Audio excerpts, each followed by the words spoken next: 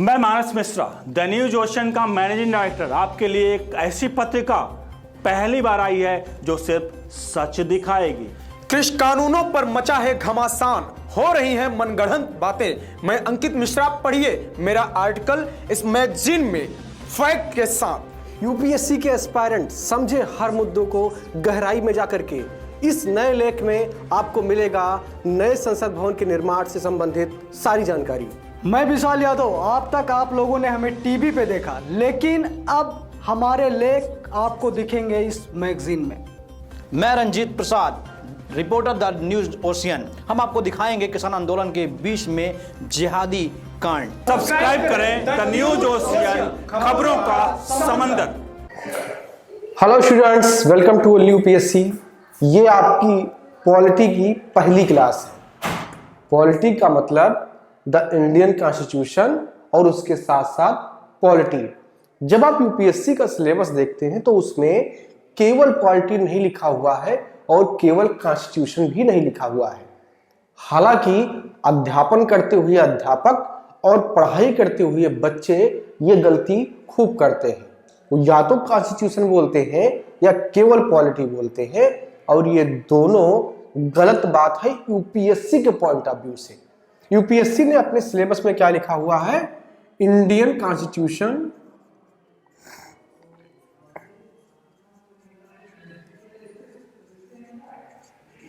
And polity. Hindi में इसे कहते हैं भारतीय संविधान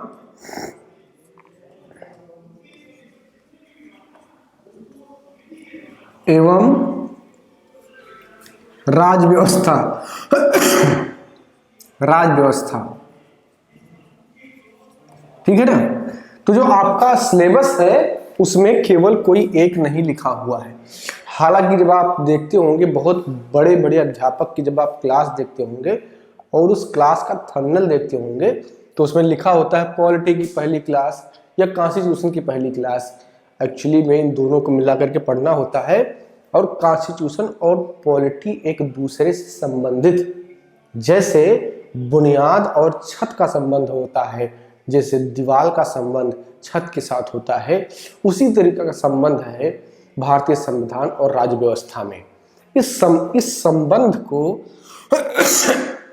अगर आप अच्छे से नहीं जानते हैं तो आपको जो पॉलिटी और इंडियन कॉन्स्टिट्यूशन की जो परिचय वाली क्लास है जो इससे पहले अपलोड हो चुकी है वो आपको देखना चाहिए। वहां पर मैंने खूब विस्तृत तौर पर यह समझाया है कि कॉन्स्टिट्यूशन वाकई में क्या है और राज्य व्यवस्था क्या है, इन दोनों का संबंध क्या है, उसको खूब विस्तृत तरीके से मैंने समझाया है।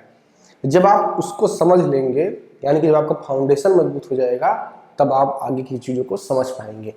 इस क्लास के शुरुआत में ये बात करना इसलिए जरूरी था क्योंकि कुछ विद्यार्थी जब क्लास का नंबर 1 देख करके जुड़ेंगे तो वो यहीं से पढ़ना शुरू कर देंगे और उनके मन में एक सवाल हमेशा के लिए बन जाएगा कि क्या होता है पॉलिटी, क्या है इंडियन कॉन्स्टिट्यूशन, और उस जाल से कभी निकल नहीं पाएंगे। हम कई बार सोचते हैं फिर से पढ़ लेंगे, फिर देख लेंगे, लेकिन वो फिर जीवन में कभी आता नहीं है। तो इसलिए जो भी पढ़े उसी वक्त क्लियर कर ले, बिल्कुल जम के क्लियर कर ले कि अब इसके बाद मुझे देखना नहीं है। हालांकि बार बार पढ़ने की आवश्यकता है। जब तक आप बार बार रिवीजन नहीं करेंगे तब तक आप बेहतरीन नहीं कर पाएंगे। कहा जाता है ना, करत करत अभ्यास जड़मत होत सुजान। तो आप जब अभ्यास करेंगे तो आप बेहतर होंगे, ये बात सही है।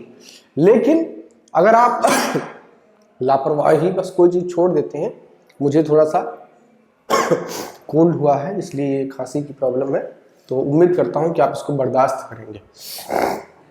आपकी क्लास बंद नहीं होनी चाहिए, थोड़ा बहुत तबीयत का होगा तो उसको मैं देख लूंगा। इंडियन कॉन्स्टिट्यूशन और पॉलिटी, इसको मैंने पूरा डिटेल समझा दिया है जो क्लास अपलोड हो चुकी है। आज उससे आगे हम बात करेंगे। तो जो विद्यार्थी एकदम नए जुड़े हैं वो जाए और वहां से उसे पढ़ लें। अब आप पढ़ते हैं संविधान की व्याख्या।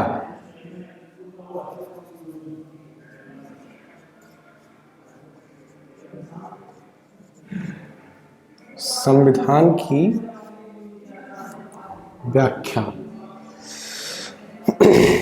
संविधान की व्याख्या क्या है या संविधान है क्या, संविधान को कैसे समझेंगे। देखिए, राज्य व्यवस्था का संविधान से क्या संबंध है, ये पिछली क्लास में आप जब पढ़ लेंगे चीजें आपको यहाँ पर ज्यादा बेहतर समझ में आएंगी। जब आप संविधान पढ़ते हैं तो कई सारी चीज आपके इर्द गिर्द घूमती नजर आती है, जैसे संविधान का भाग क्या है, अनुच्छेद क्या होता है, अनुसूची क्या होती है। ये सारे सवाल आपके दिमाग में खूब आते हैं और इधर उधर करके घूमते रहते हैं। कई विद्यार्थी को इस बात का बड़ा घमंड होता है, उनको याद है कितने भाग हैं, इस भाग का फला नाम है, उस भाग का फला नाम है, 30-40 अनुच्छेद भी उनको याद है जो महत्वपूर्ण है, और उसके बाद उनको लगता है कि वो संविधान के विद्वान हो गए। लेकिन ये सच्चाई नहीं है। उनको तो एग्जैक्टली ये भी नहीं पता होगा कि भाग क्यों है संविधान में, क्यों बनाया गया भाग, क्या जरूरत है भाग बनाने की, और अगर भाग था तो अनुच्छेद बनाने की जरूरत क्या थी, और ये सारी चीजें थी तो अनुसूची बनाने की जरूरत क्या थी। परंतु क्या होता है, उप परंतु क्या होता है, प्रोविजो क्या है, ठीक है, सब प्रोविजो क्या है, ये उनको नहीं पता होता है। चैप्टर्स क्या होते हैं भाग में, ये उनको एग्जैक्टली पता ही नहीं होता है। कई बार होता क्या है कि आप ऊपरी फैक्ट को पढ़ लेते हैं और डेप्थ में नहीं जाते हैं, तो उससे होता क्या है कि आपको लगता तो है कि ज्ञान है, लेकिन जब आप अपनी लेखनी का काम करते हैं, लिखते हैं, तो वहां से आपके विचार का जो रस निकल के आता है, जो कॉपी चेक करने वाला है वो समझ जाता है कि आपकी पढ़ाई सतही है या गहराई में पढ़ाई की गई है, ये वहीं से क्लियर हो जाता है। तो जैसे आप लिखना शुरू करेंगे और आपके बाद से वो निकाल लेगा, अच्छा इसको तो भाग का मतलब ही नहीं पता है, इसको तो पता ही नहीं कि अनुसूची क्यों जोड़ी गई है। तो वो सारी चीज जब तक आप नहीं समझेंगे काम नहीं बनेगा। तो इस क्लास में पूरा वही समझेंगे कि पढ़ना कैसे है, ठीक है। अब खाना बनाने के लिए नमक की जरूरत है, सब्जी की जरूरत है, दाल की जरूरत है, तड़के की जरूरत है, यानी कि ये सारे सामान है, उसके बाद में खाना बनाने का प्रोसेस शुरू होगा। तो जो पढ़ना है आपको वो क्या है, खाना बनाने का प्रोसेस है, समझ लीजिए। तो उससे पहले जो व्यवस्थाएं हैं उनको समझना पड़ेगा आपको। तो आज के इस क्लास में मैं आपको वही समझाऊंगा। तो संविधान की व्याख्या में यही हम समझेंगे। अब संविधान क्या है, मैंने बताया कि प्रावधानों का एक दस्तावेज है, इसमें प्रावधान लिखे हुए हैं जिससे किसी व्यवस्था को चलाया जाता है। तो ये प्रावधान तो बहुत ज्यादा होंगे। आपने देखा होगा कि संविधान में यह भी लिखा हुआ है कि जम्मू कश्मीर के लिए स्पेशल प्रोविजन की व्यवस्था की गई थी धारा 370 में, और उसी संविधान में लिखा हुआ है आर्टिकल 17 में कि अस्पृश्यता का अंत। उसी संविधान में लिखा हुआ है कि भारत क्या है, यूनियन ऑफ द स्टेट है। तो इन सब को कैटेगरी कैसे बनाया जाए। अब मान लीजिए कि पहले जो है एक अनुच्छेद में लिख दिया जाता कि India is the union of state, ठीक है, ये एक अनुच्छेद हो जाता। उसके बाद में फिर लिख दिया जाता कि जम्मू कश्मीर के लिए स्पेशल प्रोविजन बनाया गया धारा 370, जिसे आप कहते हैं। अब आप समझिए कितना गंदा लगता कॉन्स्टिट्यूशन। हर चीज का एक व्यवस्थित रूप होता है, तो उस व्यवस्थित रूप को देने के लिए ही संविधान में प्रावधान किए गए, और संविधान को किसमें बांटा गया, भागों में बांटा गया, ताकि सहजता हो सके। और जो एक प्रकार के प्रावधान है, जैसे जो संघ एवं राज्य क्षेत्र के प्रावधान है, जिसमें यह बात की गई कि भारत में कौन कौन से राज्य होंगे, कैसे राज्य बनेंगे, कैसे उनको तोड़ा जाएगा, इन सारे प्रावधानों को एक भाग में रख लिया। दूसरे भाग में रख लिया कि नागरिक कौन होगा, नागरिक की परिभाषा क्या होगी, नागरिकता कैसे दी जाएगी। उसके बाद में एक भाग बना लिया जिसमें सारे अधिकारों की बात हो गई, मौलिक अधिकार, मौलिक कर्तव्य, DPSP, directive principle of state policy. तो जो एक प्रकार का गुणधर्म रखते थे, उन सारे अनुच्छेदों को एक जगह पर रखा गया और उन्हें भाग की संज्ञा दी गई। तो इसीलिए संविधान में भाग बनाए गए, ठीक है। संविधान में क्या बनाए गए, भाग। अब इन भागों में भी वर्गीकरण अलग अलग होता है। कैसे, एग्जाम्पल से बताता हूं, और उसे अध्याय कहा जाता है। इंग्लिश में इसे चैप्टर कहते हैं। एग्जाम्पल के लिए भाग 3, संविधान का भाग 3। नॉर्मल सी बात है, आप जानते होंगे कि संविधान का भाग 3 क्या है, मौलिक अधिकार, फंडामेंटल राइट जिसे आप कहते हैं, मौलिक अधिकार। अब मौलिक अधिकार में कौन कौन सी चीजें हैं, ये अनुच्छेद 12 से लेकर के 35 तक है, ठीक है। अनुच्छेद 12 से लेकर के 35 तक है। अब अनुच्छेद 12 में राज्य की परिभाषा है, अनुच्छेद 13 में विधि की परिभाषा है कि कौन सी चीज विधि होगी और कौन सी चीज विधि नहीं होगी। अनुच्छेद 14 से लेकर के अनुच्छेद 18 तक समानता के अधिकार की बात की गई है। ये सब क्या है? ये सब एक अलग अलग प्रकार की क्या है? कैटेगरी है। ये सब अलग अलग प्रकार की कैटेगरी है, तो एक ही भाग में है ना ये।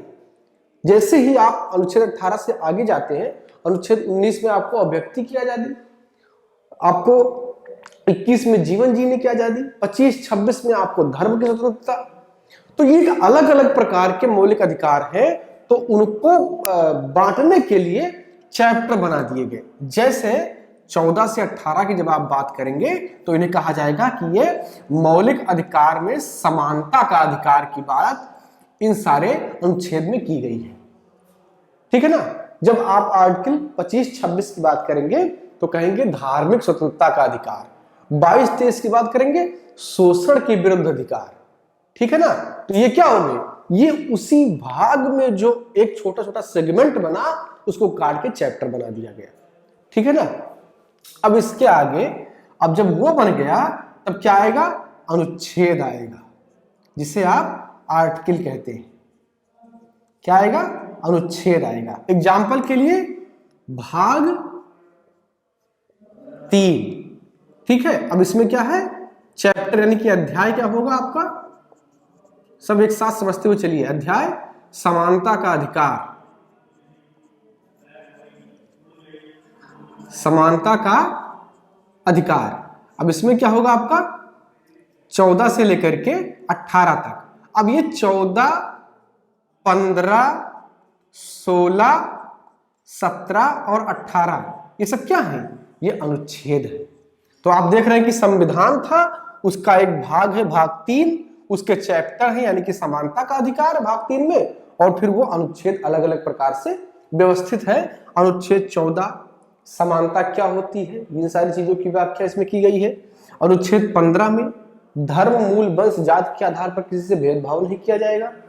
अनुच्छेद 16 यह कहता है कि लोक नियोजन के अवसर पर किसी के साथ कोई भेदभाव नहीं किया जाएगा।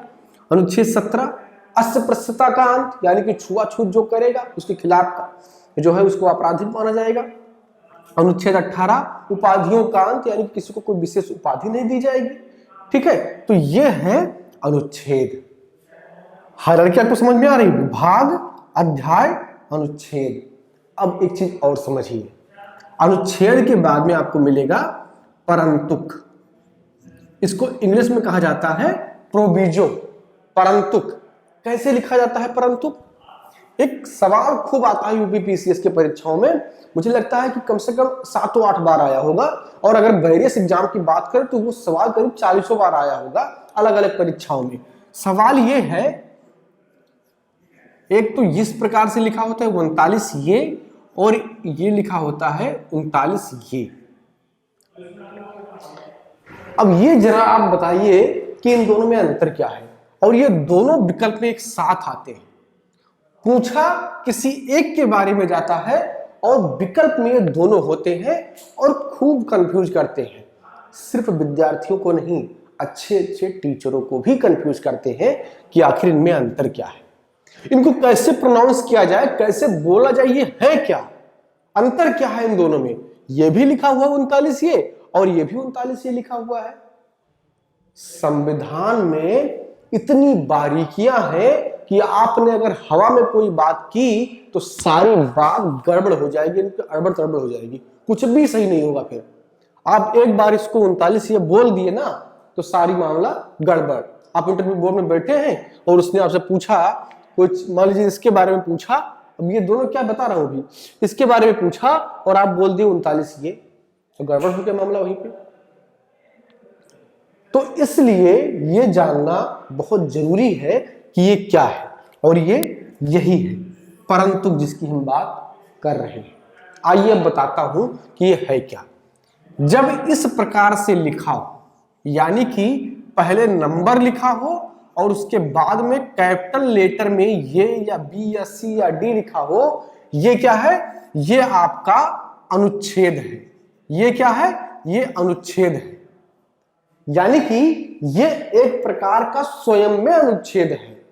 परंतु जो होता है वो अनुच्छेद का पार्ट होता है, ना कि अनुच्छेद होता है। ये अनुच्छेद 39 का एक पार्ट है। जब इस प्रकार से लिखा हो, ब्रैकेट लगा दिया गया हो 39, फिर ये क्या है, ये अनुच्छेद 39 का एक भाग है। और ये क्या है, ये अनुच्छेद 39 से अलग है, ये एक अलग प्रकार का आर्टिकल है। इन दोनों में ये बेसिक अंतर है। इसमें क्या कहा गया है, इसमें कहा गया है कि सबको समान न्याय मिले और उसके लिए सरकार को प्रयास करना चाहिए कि उसे फ्री कानूनी सलाह मिलनी चाहिए या फ्री ट्रायल के लिए उसको वकील मिलना चाहिए। यह कहा गया है कि इसमें 39 में ये क्या है, डायरेक्टिव प्रिंसिपल है जो राज के नीति तत्व है, यानी कि राज को इंगित करते हुए लिखा गया है। जो आपका 39 ये है, ये कहता है कि सबको रोजी रोटी का अधिकार होना चाहिए। इस बात को सुनिश्चित कौन कराएगा, स्टेट कराएगा, यानी कि ये भी डीपीएसपी का पार्ट है। तो इन दोनों में बेसिक अंतर ये है कि ये स्वतंत्र अनुच्छेद है और ये स्वतंत्र अनुच्छेद नहीं है।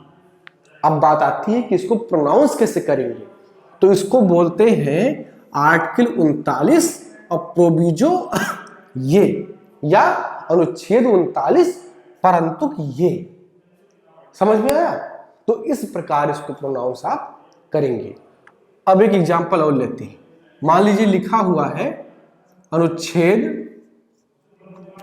39 ये, और उसके बाद में एक लिखा हुआ है, ठीक है ना। तो इसका मतलब ये हुआ कि अनुच्छेद 39 परंतुक ये उप परंतुक, यानी कि सब प्रोविजो एक, यानी कि जो परंतुक अनुच्छेद में जोड़ा गया उसकी भी अलग अलग कैटेगरियां हैं, 1 2 3 4। तो उनको इसलिए सब प्रोविजो लिख करके लिख दिया जाता है। ये तरीका होता है इसका, ठीक है। तो यहां पर आप देखेंगे परंतुक और उसके बाद में उप परंतुक। ये बहुत महत्वपूर्ण है और बहुत आसान है, लेकिन लोगों का ध्यान उस पर नहीं जाता है। लोग ध्यान नहीं देते हैं, कंफ्यूज हो जाते हैं।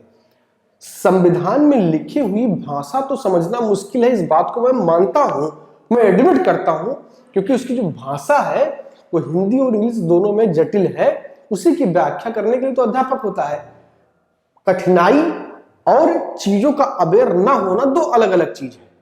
यहां पर अगर आप इसको नहीं जानते हैं तो इसका मतलब कि अवेयरनेस की प्रॉब्लम है, या कोई कठिनाई की बात नहीं है। कठिनाई की बात होती है कि आप भाषा समझ नहीं पा रहे, तो उसके लिए तो मैं हूं या कोई अध्यापक और होगा।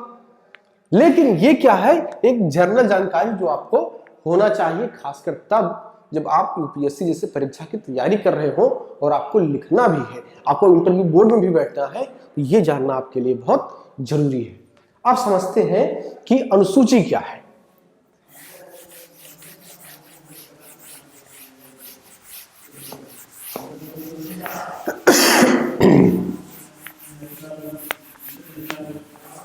अनुसूची क्या है इसको समझते हैं। तो संविधान का भाग 1, ठीक है, इसे संघ एवं राज्य क्षेत्र कहते हैं, उसका अनुच्छेद 1, इसमें क्या लिखा हुआ है, भारत राज्यों का संघ होगा। ठीक है ना, भारत क्या होगा, राज्यों का संघ होगा। India is the union of state. ठीक है, इंडिया क्या है, India will be union of state यानी कि भारत जो है वो राज्यों का यूनियन होगा। यहां पर संघ की दो परिभाषा होती है, एक फेडरल होता है और एक यूनियन होता है। इंडिया यूनियन है, फेडरल नहीं है, इस चीज को आप नोट रखेंगे। जब कभी पेपर आप देने जाएंगे तो वहां पर इंग्लिश टर्मिनोलॉजी को जरूर देख लीजिएगा। इंडिया फेडरल नहीं है, जबकि फेडरल का हिंदी मतलब संघ ही होता है। इंडिया यूनियन है, उसका हिंदी मतलब भी संघ ही होता है। अमेरिका फेडरल है, इंडिया फेडरल नहीं यूनियन है। दोनों में अंतर क्या है, जब हम संघ पढ़ेंगे तो वहां पर इसकी विस्तृत व्याख्या में करूंगा। भारत राज्यों का संघ होगा। यहां से एक इंटरेस्टिंग सवाल आपका बन जाता है, इंडिया की केवल दो नाम है, ठीक है, एक तो इंडिया और दूसरा भारत। कभी भी सरकारी दस्तावेज में इसके अलावा कोई तीसरा नाम इंडिया के लिए नहीं लिखा जाता है। या तो इंडिया लिखा जाएगा या भारत लिखा जाएगा। हिंदुस्तान भारत का नाम कागज में नहीं है, आम बोलचाल में उसका प्रयोग होता है। ठीक है, तो लिख दिया गया कि भारत राज्यों का संघ होगा। अब ये एक अनुच्छेद है, इसी अनुच्छेद के अंतर्गत सारे राज्य आते हैं, सारे यूनियन टेरिटरीज आते हैं। ठीक है ना। और जब देश आजाद हुआ तो उस वक्त कई सारे नाराज राज भी थे, कुछ रजवाड़े नाराज थे, उनकी भी एक कैटेगरी थी। तो एक ही अनुच्छेद में अगर उनकी पूरी व्याख्या लिखी जाती तो ये कम से कम 10 से 12 पेज का क्या एक ही अनुच्छेद हो जाता। एक ही अनुच्छेद 10 से 12 पेज का हो जाता। उससे बचने के लिए किया क्या गया, अनुसूची की व्यवस्था की गई। किसकी व्यवस्था की गई? अनुसूची की। अनुसूची क्या होता है? अनुसूची का काम इतना है कि अनुच्छेद में जो चीजें लिखी गई हैं उनकी एक व्याख्या प्रस्तुत करें। क्या काम है उसका? व्याख्या। अनुसूची 1 को जब आप देखेंगे तो उसके सबसे ऊपर ही लिखा होता है आर्टिकल 1 और 4 की क्या है, ये व्याख्या है। तो अनुसूची को संविधान के आखिर में जोड़ा गया। किस लिए जोड़ा गया? कि यह अनुच्छेद की क्या करेगी? व्याख्या करेगी। अनुच्छेद की व्याख्याओं के लिए ही अनुसूची बनाया गया, ताकि वो बहुत बड़ा ना हो जाए और वो एक सही फॉर्म में चले। तो अनुच्छेद 1 में केवल इतना ही लिखा गया है। अब उसकी व्याख्या कहां पर आपको मिलेगी? अनुसूची 1 में, कि ये पूर्ण राज्य होंगे, ये यूनियन टेरिटरीज होंगे। तो उसकी व्याख्या आपको कहां मिलेगी? अनुसूची 1 में मिलेगी। तो ये है पूरा संविधान का एक सामान्य सा परिचय, उसकी व्याख्या कि कैसे चीजें उसमें लिखी हुई हैं। जब मैं बोलूंगा, कभी पढ़ाऊंगा कि अनुसूची 10 में कहा गया है कि दल बदल करना एक जुर्म है और उसकी सजा है, दल बदल विरोधी कानून जिसे कहते हैं। अनुसूची 9 की जब बात होगी तो उसमें क्या रिव्यू की बात होती है। और इस प्रकार जब मैं बोलूंगा तो आप उसको कनेक्ट कर पाएंगे कि अनुसूची आखिर है क्या। ठीक है ना। तो अब उम्मीद करता हूं कि आप समझ गए होंगे कि पूरा संविधान का एक रूप क्या है। अब उसके अंतर्गत कितने भी जो है अनुच्छेद है, भाग हैं, उनको आप फिट करते हुए चले जाएंगे उसमें। यानी कि आपके दिमाग में, आपके मस्तिष्क में क्या बन गया? एक चित्र बन गया। उसको अगर इस तरीके से बनाएं कि ये आपका संविधान है, तो उसमें उसके भाग हैं, भाग के अंतर्गत आपके चैप्टर है, चैप्टर के अंतर्गत क्या है? अनुच्छेद है, अनुच्छेद के परंतुक होते हैं और परंतुक के प्रोविजो होते हैं। ठीक है। तो ये है आपका संविधान पूरा, और उसी क्रम में वो सजाया गया है। और आपको पढ़ना भी इसी तरीके से है। जब पूरी हायरार्की आपके दिमाग में होगी तो आप बहुत अच्छे तरीके से उसको कनेक्ट कर पाएंगे। और इसी तरीके से हम पढ़ाई भी करेंगे। हर अनुच्छेद की चर्चा करेंगे और उस अनुच्छेद को लेकर के सदन ने कितने भी कानून बनाए हैं उसकी चर्चा करेंगे, क्या सुधार हुए हैं यानी कि अमेंडमेंट क्या हुए हैं उसकी चर्चा, और उस पर न्यायपालिका का कोई जो है निर्णय है तो उसको भी समझते हुए चलेंगे। यही तरीका होगा हमारे पढ़ाई का, और यूपीएससी भी ऐसे सवाल पूछती है।